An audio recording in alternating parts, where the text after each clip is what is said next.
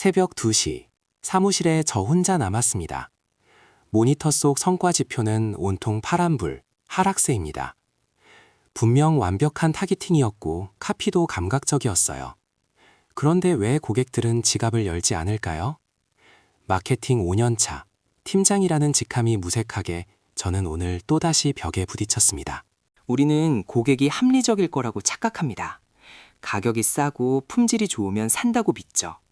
하지만 제가 놓친 건 데이터가 아니라 바로 사람이었습니다. 오늘 소개할 이 책, 로버트 치얼디니의 설득의 심리학을 다시 꺼내들기 전까지는 말이죠. 책에서는 아주 재미있는 개념이 나옵니다. 바로 칠면조 이야기인데요. 어미 칠면조는 새끼가 칩칩 소리를 내면 무조건 돌보지만 천적인 족제비 인형이라도 칩칩 소리만 내면 품어준다는 사실 알고 계셨나요? 이걸 고정행동 패턴, 즉 찰칵 드르륵 효과라고 합니다. 버튼만 누르면 자동적으로 반응한다는 거죠. 사람도 똑같습니다. 첫 번째 버튼은 상호성의 법칙입니다. 우리는 무언가를 받으면 빚진 기분을 느껴요. 마트 시식코너에서 이쑤시개 하나 받아먹고 나면 왠지 만두 한 봉지라도 사야 할 것 같은 그 찜찜함. 그게 바로 상호성입니다. 저는 이 법칙을 우리 클라이언트의 랜딩 페이지에 바로 적용했습니다. 단순히 구매하세요라고 쓰여있던 버튼 위에 무료 마케팅 진단 리포트 받기라는 섹션을 추가했죠. 고객에게 먼저 줬더니 상담 신청 건수가 일주일 만에 30%나 뛰더군요. 먼저 주는 것, 그게 마케팅의 시작입니다. 두 번째는 일관성의 법칙입니다. 사람은 한번 입장을 정하면 끝까지 밀고 나가려는 성향이 있어요. 경마장에서 일단 돈을 걸고 나면 그 말이 우승할 거라는 확신이 더 강해지는 것처럼 말이죠. 이걸 마케팅에선 어떻게 쓸까요? 처음부터 100만 원짜리 상품을 팔려고 하지 마세요. 대신 뉴스레터 구독하시겠습니까? 같은 아주 작은 예스를 먼저 받아내세요.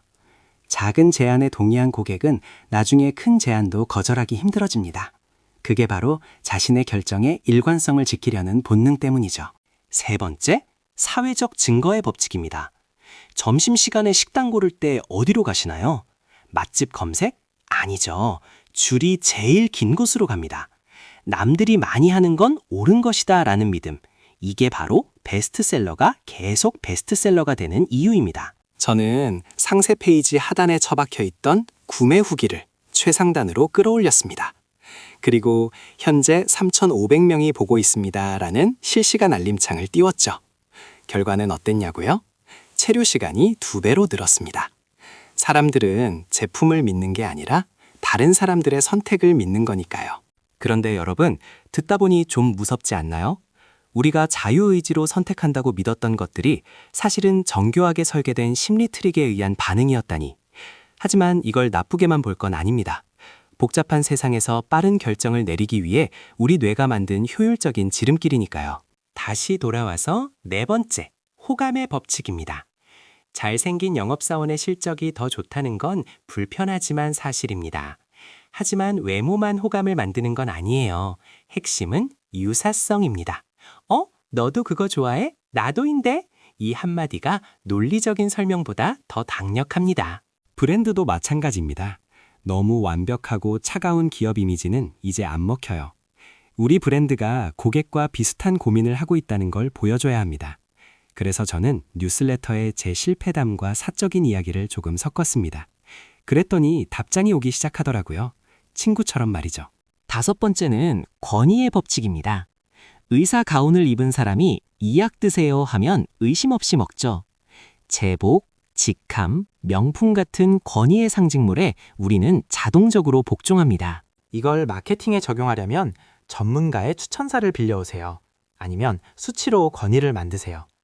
마케팅 전문가라고 소개하는 것보다 100억 매출을 만든 마케팅 팀장이라고 소개하는 게 훨씬 먹힙니다. 여러분의 권위를 시각적으로 직면할 단서를 곳곳에 배치해야 합니다. 마지막 여섯 번째, 가장 강력한 희귀성의 법칙입니다. 홈쇼핑에서 매진 임박 자막이 뜨면 심장이 뛰지 않나요? 우리는 무언가를 잃을지도 모른다는 공포, 즉 상실에 대한 두려움에 훨씬 민감하게 반응합니다. 저는 클라이언트의 이벤트 페이지에 딱 한 줄을 추가했습니다. 이 혜택은 오늘 자정까지만 유효합니다. 거짓말이 아니라면 마감 기한은 고객의 망설임을 끊어주는 최고의 칼입니다. 언제나 살 수 있다는 생각은 지금 사지 않아도 된다와 같은 말이니까요. 이 6가지 법칙은 사실 우리가 원시 시대부터 생존을 위해 만들어낸 본능입니다. 그런데 정보가 폭발하는 현대 사회에서 이 본능은 더욱 중요해졌어요. 모든 정보를 분석할 시간이 없으니 우리는 점점 더 이런 심리적 지름길에 의존하게 되는 겁니다. 하지만 주의할 점이 있습니다. 이 법칙들을 고객을 속이는 데 쓰면 어떻게 될까요? 결국 들통납니다. 그리고 그 배신감은 브랜드의 종말을 의미하죠. 치알디니 교수님도 강조했습니다.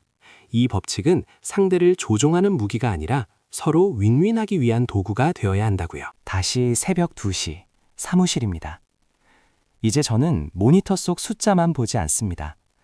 그 숫자를 만들어낸 사람들의 마음을 상상합니다. 이 문구가 고객의 불안을 덜어줄까? 이 제안이 그들에게 진짜 도움이 될까? 그걸 고민하는 게 진짜 마케터의 일이라는 걸 깨달았으니까요. 정리해 볼까요? 먼저 줘라, 상호성.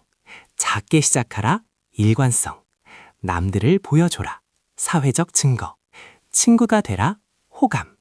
전문가임을 밝혀라, 권위. 그리고 지금이 아니면 안 된다고 말해라, 희귀성. 이 6가지 도구를 여러분의 무기고에 꼭 챙겨두시기 바랍니다. 지금 당장 여러분의 상세 페이지나 제안서를 열어보세요. 이 6가지 중 빠진 게 있나요? 오늘 딱 하나만이라도 적용해 보세요. 고객의 반응이 달라지는 걸 체감하실 겁니다. 사람의 마음을 얻는 것, 그게 비즈니스의 전부니까요. 오늘 내용이 마케팅 인사이트를 얻는 데 도움이 되셨다면 구독과 좋아요 부탁드립니다. 저는 더 팔리는 이야기로 돌아오겠습니다. 실행하세요.